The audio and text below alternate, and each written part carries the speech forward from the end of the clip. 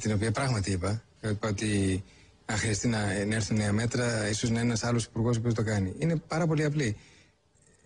Όλοι έχουν τα όρια τους. Εάν χρειαστεί να πάρουμε νέα μέτρα, θα σημαίνει ότι εγώ έχω αποτύχει.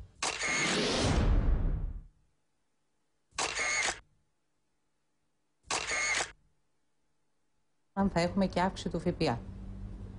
Όχι, κυρία Τρέμι. Επιχειρούμε αυτή τη στιγμή να βρούμε την καλύτερη δυνατή λύση ώστε να μην υπάρξει περαιτέρω επιβάρυνση, ειδικά στα νοικοκυριά των χαμηλών εισοδημάτων που έχουν το μεγάλο πρόβλημα.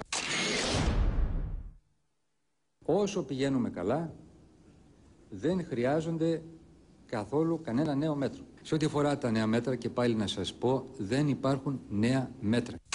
Και αυτό τι σημαίνει, θα έχουμε νέα μέτρα?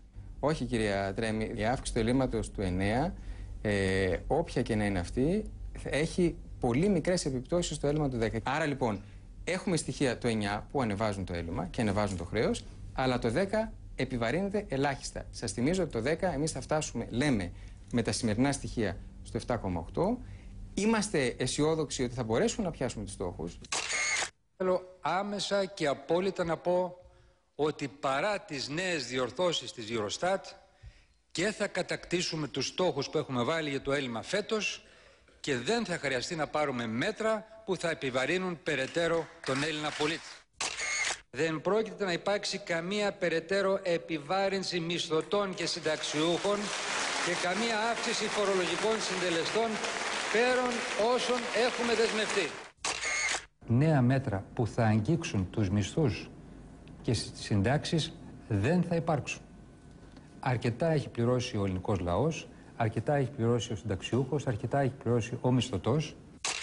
Ένα τελευταίο σημείο, επειδή είπατε για τον προπολογισμό του 10, ξέρετε ότι αυτός είναι ο πρώτος προπολογισμός του ελληνικού κράτους, ο οποίος θα έχει τελικά καλύτερο αποτέλεσμα, τουλάχιστον ως προς το έλλειμμά του, από αυτό το οποίο προέβλεπε. Τα επώδυνα μέτρα είναι πράγματι πίσω μας πια. Μπροστά μας είναι δίκαιες, ιστορικές παρεμβάσεις που καταργούν προνόμια και ωφελούν το κοινωνικό σύνολο. Τι δεν ακούσαμε βεβαίως τις προηγούμενες μέρες και εβδομάδες, το πρόγραμμα δεν βγαίνει, οι στόχοι έχουν ξεφύγει, το έλλειμμα είναι πάνω από το 10%.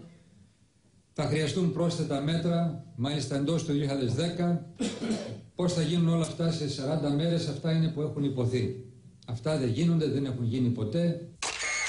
Και λόγω αυτής της συνέπειας μπορούμε και λέμε όχι νέα μέτρα που να κόβουν μισθούς και συντάξεις. Δεν αφορούν σε νέα μέτρα και ειδικά δεν αφορούν σε νέα μέτρα στην Ελλάδα. Λοιπόν, αυτό το οποίο μπορούμε να διαπιστώσουμε